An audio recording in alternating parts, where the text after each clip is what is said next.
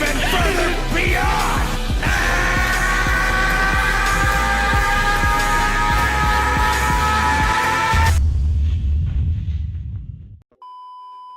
Yeah, my name's Zakashi, and in this video we got our first look at the Tournament of Power, the new game mode that's actually coming here. You can see it says assemble an exclusive team and take down your rivals. We're going to be going into it like they literally gave a step-by-step basically a guide on how it works, so you're going to have to actually pay attention because it's serious. Mainly because you can earn chrono crystals, so you don't want to fumble, trust me. But we're gonna go into some details in a second. But hey, if you haven't already, make sure to press that subscribe button on this grind to 20k. I'm gonna be giving you guys the best tips. Alright, let me not say the best, because we're all rookies here. But I'm gonna be giving you the best advice I can give. Keeping it a stack. I'm not gonna try cap and say I'm gonna be the best. Like, I'm not gonna try cap because we don't know how it's actually gonna play out fully. But we're gonna go through it. Check out all my socials on the top of the screen. This is the YouTube channel, but we've got Twitter, Twitch, Reddit, Instagram, and the Discord link all in the description below. As we learn more things, gonna be covering it, letting you guys know everything that I find out for sure. But going into it, it says here at the bottom, boost characters which are vital to improving your battle score. This game mode is basically built on a score that you can build up, and you create a team formation, but that team formation actually lasts the whole season. So if you start with a bad team formation, you're just pissed, so you have to be careful. And these are the boost units, but I think these are only some of them, yeah. But from what I can see, God Key might be a good team to form, maybe, given these are the boost units. Rival Universe, and then maybe Future. Those are the 3 teams I'm thinking right now for a team of 6 that you can make. So just keep that in mind before we actually go into it. Here are some of the rewards. So rare medals and chrono crystals. It's seasonal, just like PvP, and then you can also get titles. So if you're number 1, top cut, and then oh yeah, you're saying first, second to 1,000, 1,000 to 6,000. It's in PvP it's 1,300, and then just it's just below that is up. You also get chrono crystals for just placing a certain amount, but you get chrono crystals for just playing as well, so that's good. But that's just general information. Let's actually get into the main bulk of the information on how to actually play the game mode. So the new Tournament of Power mode is here. Form a team of your favorite characters and aim for a top spot in the Tournament of Power. Here it says, what's the Tournament of Power? This is a new game mode where you form a team of 6 characters and compete against other players to get the highest battle score by defeating enemy teams on the map. Competitions are held over a period of time, seasons, just like PvP, and rankings are based on the battle scores you earn when defeating enemy teams. Compete with rivals from all over the world for the top spot in the highest league. So what I think it might be is, it's either that we're gonna actually be playing other people's team formations, or there's gonna be set teams and everybody's trying to get the highest battle score. I think it's the battle score one though, so it can actually be fair. And it's gonna go into that. I read a bit into it. It's gonna go into it, but how to play: form a team, place 6 characters on a 3x3 board, and assemble your team for the Tournament of Power. Don't forget to select backup members you can switch in. Teams should be selected carefully since they cannot be changed for the duration of the season, what I said earlier. So once you pick your 6 units, you might be stuck with them for 2 weeks basically. Just like where in PvP you can switch your teams every single battle, here once you pick your 6 units, bro, that's it. So don't fumble on your first selection. I think it might be best to actually pick 6 boost units. If you have 6 boost units, you're eating, trust me. But the fact that I saw Trunks and Maya, hopefully I can get 6 boost units, but we'll have to see. It might not be a thing where the boost units actually just are outright better, because some units are just busted regardless. Characters have special Tournament of Power abilities. Some characters have abilities that affect other team members, so be sure to check out the details on the screen. Some characters do not have abilities yet. They'll be added in future updates, so as we go along, you think things will come out. Choose a space to move to. Select a space in front of you and move to it. Moving consumes Tournament of Power participation points, or TP.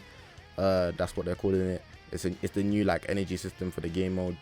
Depending on the space you land on, you either battle, recover health, or be able to change your team composition.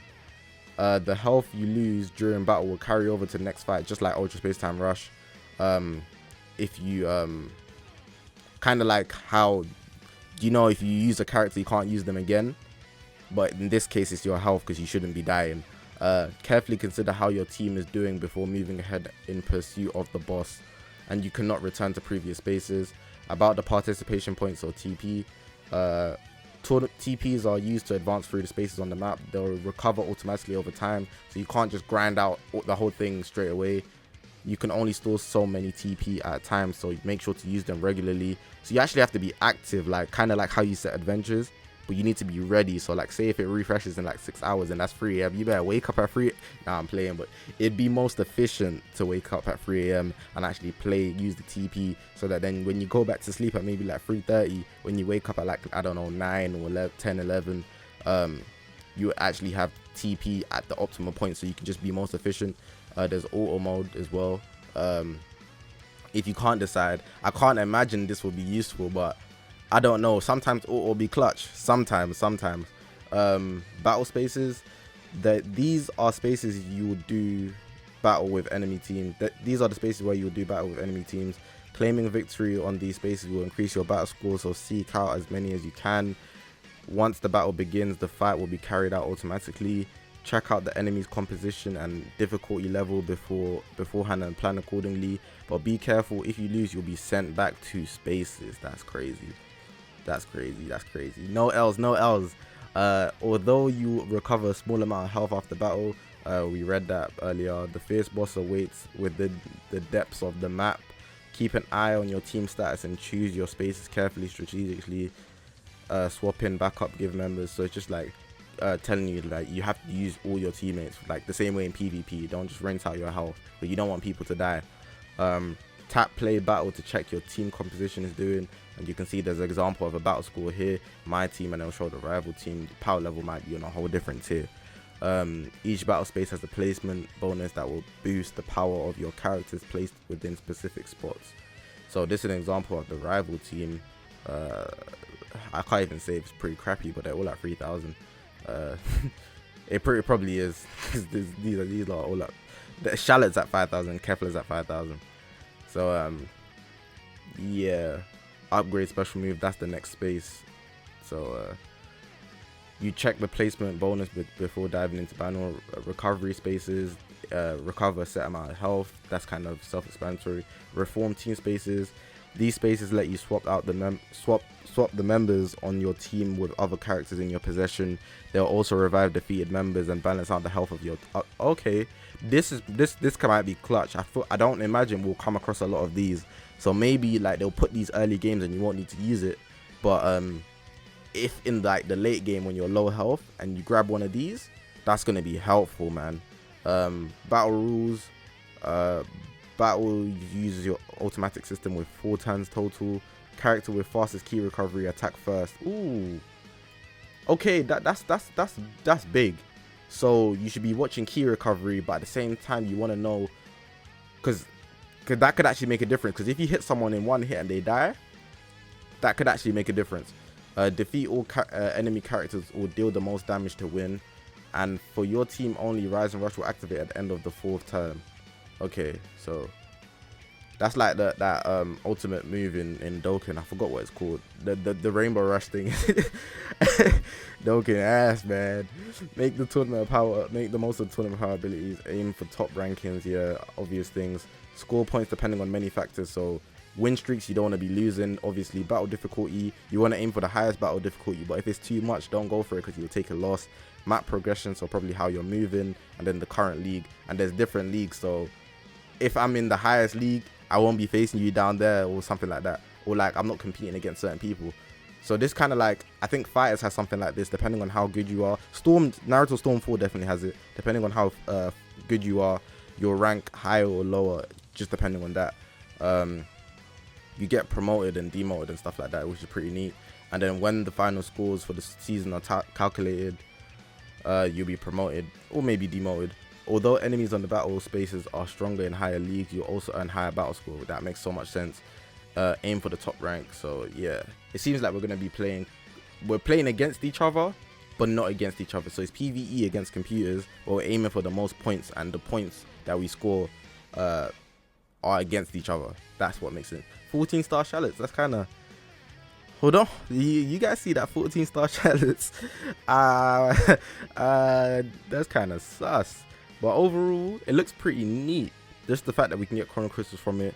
Make sure to be careful about your TP. Everybody's going to be at a low league, so the first league is the most important, so you really don't want to fumble.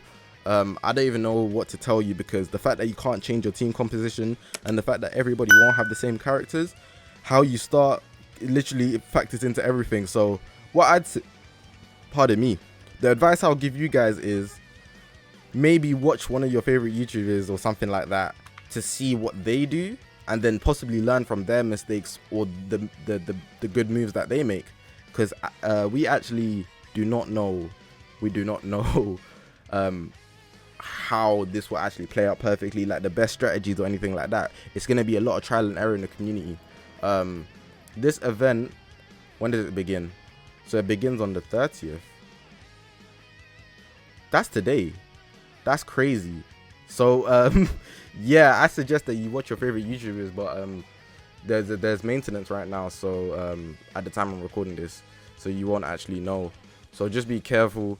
Try your best to actually learn from people's mistakes. You guys have the advantage of having YouTubers to make the mistakes for you. I'm gonna leave it like that. We don't know all the boost units yet, but like I said before, I think Rival Universe, Godkey, and Future might be the ones. My name is Zakashi, guys, and I will see you guys in the next one.